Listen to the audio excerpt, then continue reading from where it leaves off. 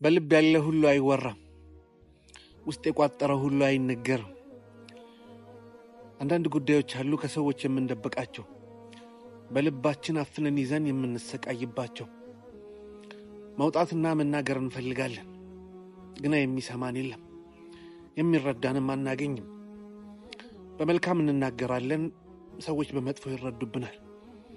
ታዲያ ይህ ሲሆን ከህመማችን ጋር ችለን ለማለፍ እንወስናለን። ውስጣችን አፍነን አንዳንዴ በለቅሶ አለፍ ሲልም በመብሰልሰል እናሳልፈዋለን።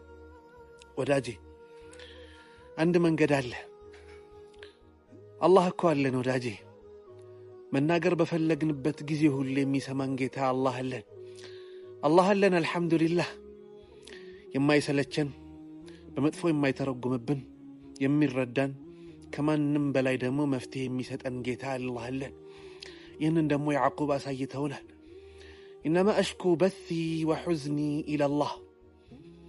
ብሶቴንም ሐዘኔንም ለቅሶዬንም ለአላህ ነው የማደርገው፣ ለአላህ እንጂ ለማንም አልናገርም ነበር ያሉት።